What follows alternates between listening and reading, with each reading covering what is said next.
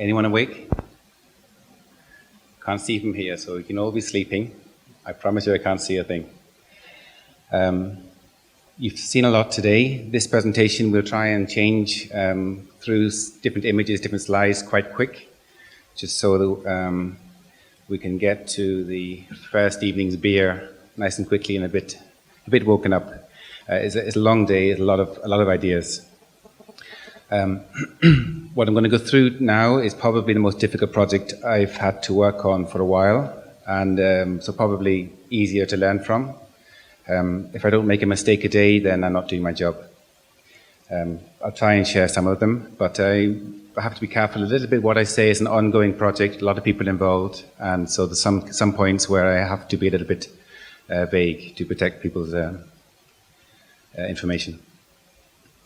So a basis for project design, what our idea, my background is civil engineering. I've worked in lots of big projects where experts design projects. We design spaceships in the clouds and forget that they have to land. From hard experience, what I've realized is you have to engage your stakeholders or you don't get your project done if the project is potentially controversial. So it means we have to totally change the way we do project management. We have to put the stakeholder at the center. And I'll try and look at this. Now, one of the most difficult areas, we work in quite a few sectors, but mining is one of them. Mining is very emotional, frankly, partly because the mining industry has been pretty for many years. It had a free pass because it was the basis of the economy. So society let it do things it should never have let it do. And as such, the mining industry now has a bad reputation, and I think deservedly so. But the reality is that most of the stuff around you right now came from a mine, or came from oil, or was grown. So it's not something we can just say, let's not do it, let the Africans do it. That, I think, is the most socially irresponsible thing Europe can do. And currently, that's what Europe's doing. It's buying the products that lets Africa mine. And I don't think that's fair. So if we do take something from nature, the first thing we have to do, in my opinion, is we've got to ask the companies difficult questions. We don't have to accept how things were done, just because that's how experts around the world say it's done. Questions like, who owns these natural resources? Does it only belong to the state? The state gets some tax, company takes a profit, and some local people get jobs, or is it bigger than that? What are the opportunities? How should they be shared? What are the risks? Okay, I'm happy to share risks, providing I share opportunities. What are the risks? Do we know them? What should natural resource projects be used for? Do we just dig a hole in the ground? Or do we build something?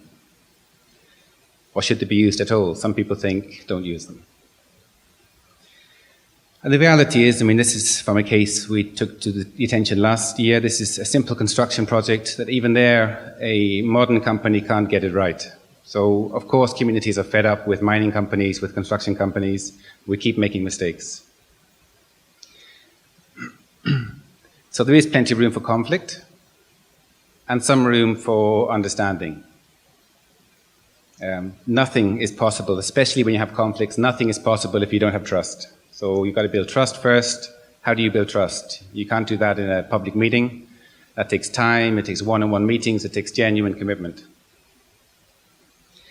If it's not resolved, then crises arise. So we either have a choice as an industry, and more industries are coming towards this choice. Either you get proactive in engaging the stakeholder, or you wait until they start knocking on your door and they force you to become proactive with them. Some industries are closer to that threshold than others. But once that crisis comes, then you have to change.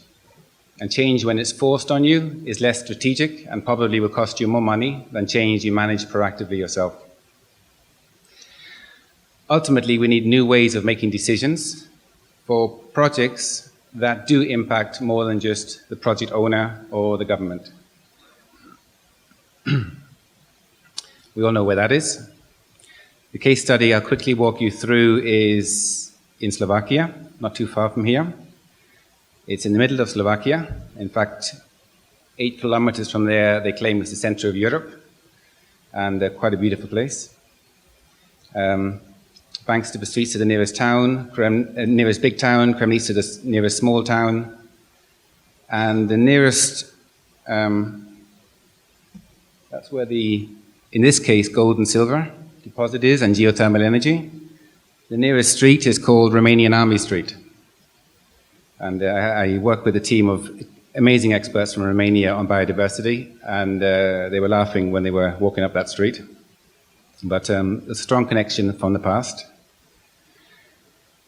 Public statements made towards the end of 2011-2012. The company, the chairman's statement to the shareholders. The process of developing projects through the value curve necessitates various elements, and accordingly, we have initiated a robust strategy to ensure our development initiatives are aligned with investment criteria set out by all stakeholders. So we knock on the mayor's door, and the mayor says, I personally don't intend to participate in any of the planning or in the balancing of economical, environmental, social, and technical realities. I meet citizens every day, and I can fearlessly declare that the big majority of them don't wish neither blue, nor red, nor green exploitation. We have nothing to discuss about. Pretty black and white. Now, that company has been involved there for about 2-3 years, three and a bit years now. It inherited a project owned by Canadians. In 2006, there was the end of a big struggle between the Canadians and the locals, and the Canadians left. The license was then taken by this new company from UK, but the campaign and the emotion, etc., is still there from the previous days. So very hard to have dialogue. So how do you do engagement when you don't have dialogue? One of the first things people might say, well, you don't need gold. And you're right. This company argues you do. They claim that 75% of people want to buy jewelry. Sorry, 75% of gold is used for jewelry.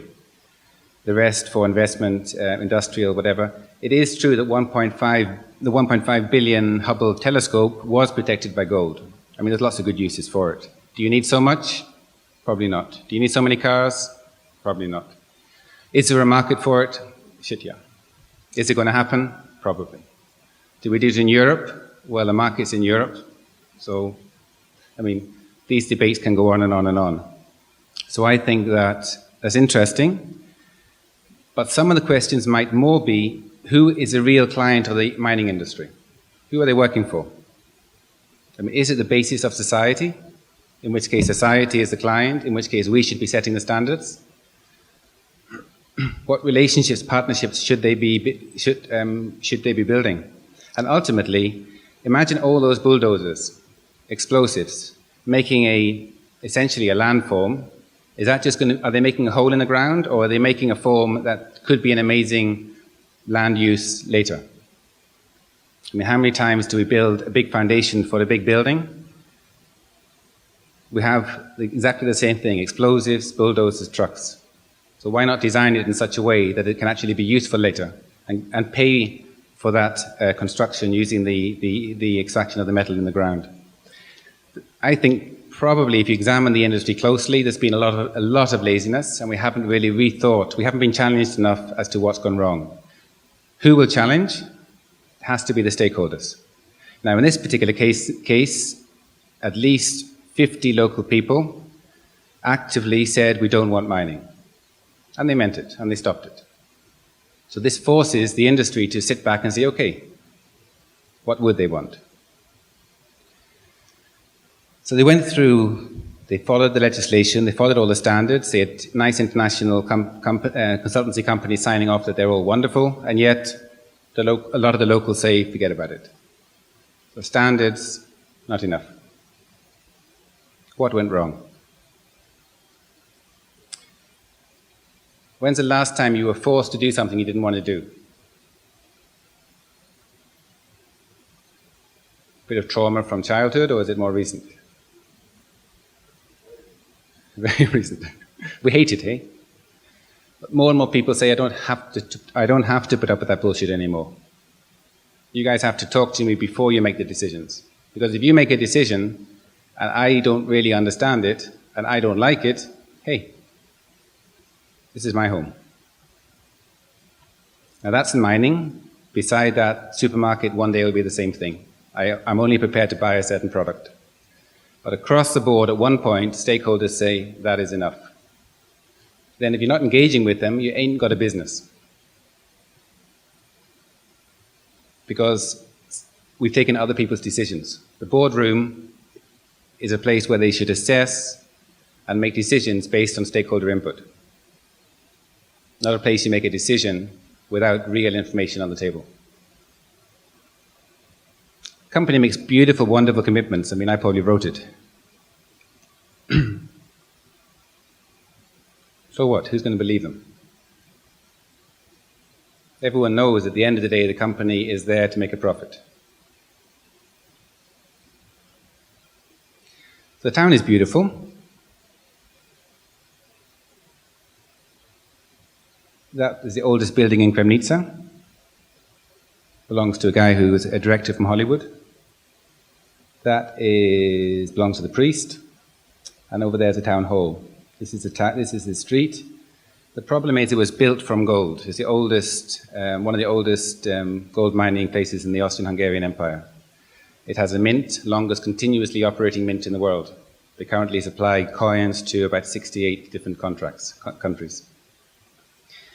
But it's slowly going down. The locals are saying we don't have any job. The mayor, who was elected on an anti-mining remit, says if they want a job, they can go to Bratislava. We want a peaceful place. And then, as you spend more and more time with people, you realize that there's no real decision as to what they should do. People aren't really against the idea of a new project, but they are against the idea that mining will destroy their town, naturally. They're against the idea that mining they mustn't allow it to destroy nature, naturally. So there are lots of reasons why, well, that they don't want, but then when you talk to the mining company, they say they have methods to manage all that. So, no communication. Solution, listen instead of defending. I mean, someone's about to tell you something and you start defending yourself, you're losing an opportunity. Someone's about to give you consultancy for free. Be quiet, listen. Whether it's your partner, your friend, your colleague, or a stakeholder who's against you, the more we listen, the more we're going to make informed decisions later. And genuinely hear and understand. If you're not sure from some person, talk to somebody else for a different angle. Keep going until we start to understand. That's engagement. It has to end up with understanding. And often it's about perceptions. I mean, so many professionals will say to me, but that's not how it is, it's like this. So what? That's not what people believe. And always build up the questions and answers in public. Everything you do in private is private. You're not building trust. If you build it publicly badly, you're not building trust. Acknowledge the past. The good old, I'm sorry. Very powerful. And then move on. But don't say you're sorry, you leave people angry. We often talk about materiality for reporting, etc. What does it mean? It means, it means what's good for you and what's good for me. What are you interested, what am I interested? It's the issues which are really important to the majority of the stakeholders. That's the materiality issues. So let's not talk about something which we're not really concerned about when you know the real business of that company is something that you are concerned about. So we've got to be very careful with CSR programs not to distract attention from the material issues, the important issues. And you've got to get away from you and me to what's in it for both of us. So that's the fundamental question. Is it possible to achieve a win-win? And I will say yes, with a lot of hard work. And it's using social media today, it's using one-on-one meetings, it's using joint projects, it's using lots of different tools where you can actually interact with someone, build enough trust to exchange ideas, get enough good ideas to the table, and you have a project that everyone's happy with. There's only one solution. It's hard work. It needs clear understanding from the top. At this point, we refuse to accept a project if we don't have board buy-in. It's just we're wasting their money, we're wasting our time. So it has to be from the top, people have to understand what's going on. The key decisions and their stakeholders are identified. There's no point in discussing over something that was decided. The discussion has to happen before the decision happens. And the engagement process has to be properly planned and resourced. And it costs a lot of money. Well, it's actually quite free if everyone works for free. But there's a lot of people involved, and at the end of the day, a lot of people want to get paid. It does cost a lot of money, so it's not something to do easily. And a lot of companies are trying to do it on the cheap at the moment, and it works, providing all the company help and give some of their time. But if just a few people in the company are doing stakeholder engagement and they have other jobs to do, very difficult. And identify fears. I mean, you know, we say about the communities being afraid. Shit, I've never met people more afraid of engagement than professionals. And it's things like, this is a brainstorming with a group. They need to prove that the others are wrong. It's an ego thing. I got the degree, you don't. It's, we won't be listened to anyway, they're stupid. Or we will be accused of being incorrect. Or they're afraid of failing, or losing security, or fear of the unknown. Fear of underestimating the others, so the other direction, that maybe we're not good enough. A past experience of having bad experiences. Emotions becoming involved. Have you ever seen an emotional engineer? It's fun. They go red. We will be accused of misleading. We will be personally attacked. Maybe our families will be impacted. I mean, so much fear. It never happens. I've been in so many situations with so many people. Be honest to them, respect them, they'll be honest and respect back. If they don't, they'll smell it and they'll give you shit. Communities also have their concerns. Their biggest concern is that the company is just going to PR them. Tell them lots of promises and run away. So this is what we use always. Decisions made between citizens, local authorities and the company, with the majority vote going to the community, going to the citizens. The company already has power because it has the money. The local authorities already have money because they have power because they have the law. So we shouldn't be afraid of an honest discussion. And if you also have extra power where the citizens don't really have a right, why should the citizens bother coming to talk to you? I mean, how many EIA meetings have you gone to where the room's empty? An environmental impact assessment or anything. You've got to give them a reason to be there, a stake. So that's what it, actually I won't, I'll go into there. That's a design of a project that will be built with gold and silver. That's a ski lift. That's a spa, underground spa. There's a bungee jump over here. Here there's a hotel complex, parking, etc., etc. There's absolutely no way anyone's going to believe that. Unless that's been built month out, month in with local people and they see their ideas. Eventually, that's a town, and you're building what they're calling at the moment Studiu's land, a bit like Disneyland. Deliberately using that name because you want people to laugh. You want to get away from conflict and laugh about Disneyland, forget about it. You have to get over conflict before you can engage. That's what it looks like inside, artist impression. Lots of consultation processes are needed. You have to be in the sustainability zone. There's a minimum, there's a maximum. You can't produce gold out of water, so you can't go over the top. And at the same time, you have to meet some basic standards. You have to agree that with the public.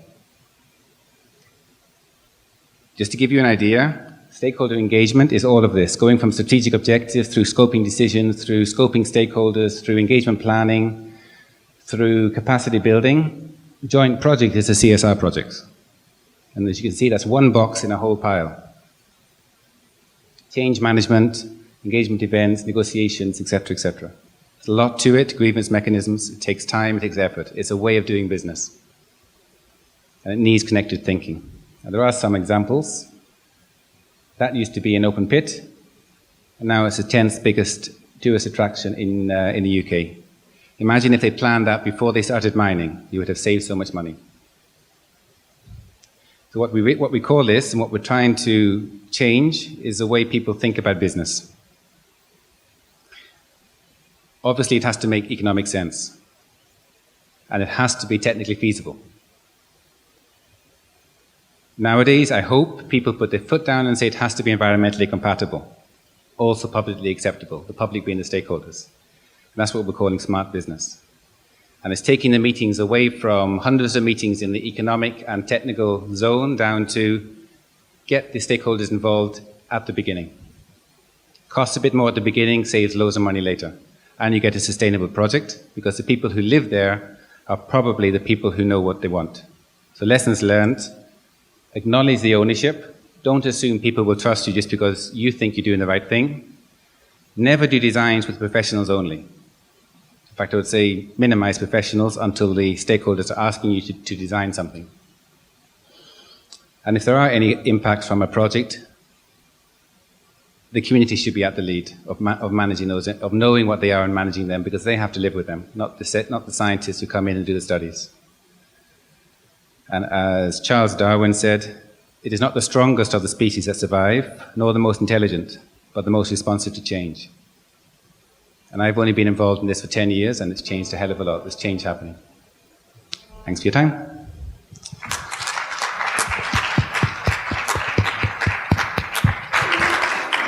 Mulțumim și noi. Dacă sunt întrebări, vă rog.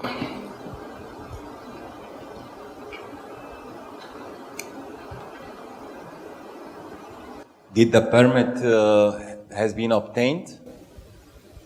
They won't get the environment permit for at least another 2 years if they get it at all. No, it's still, at this point, 80% of the community are listening to what they're saying, 20% are still opposed, as opposed to 2 years ago, 100% opposed. But it's a long process. Once you get to a conflict stage, cost goes up, time goes up. You do all of this now with your own businesses, using a lot of common sense, in fact, you save money. But in what stage the project is now? Currently, I understand that you passed the conflict stage, but where are you now? No, the mayor, who represents still some people in the community, is still against any form of natural resource exploitation. The majority of the people in the streets know something has to happen. The next elections will be late 2014, and that probably will be a referendum on if the company has behaved itself enough and come up with good ideas, then they will vote in a different mayor. If they feel that no, this should be not be supported, then the existing mayor will be voted back in. So I think democracy at the end will be the ultimate referee in this one.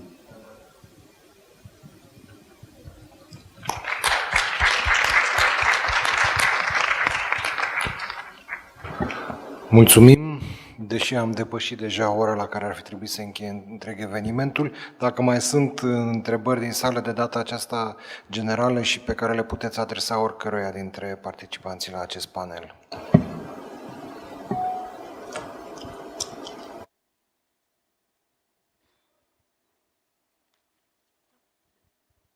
Hi, quite loud. I'm Irina Stănescu from TPR Communications Agency. I had a question for this last topic. We're talking about a lot about stakeholder dialogue engagement and how long it takes for the community to accept a project that a company is bringing into a community. I was wondering if you could give us some examples where the company changed the project to some extent as a result of community feedback, rather than just making efforts for the community to understand. Maybe something really, I don't know, couldn't be accepted and they changed it. Thanks.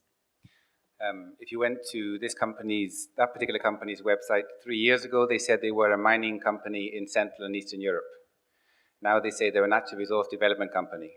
The project that they're proposing is a project where they build a health-based spa, become a tourist attraction, because there's already quite a few tourists, hotels, pensions in the area, but there's not enough attractions. So it's to build a kind of a Slovak-style Euro Disney in the actual hole that removing the gold and silver will make.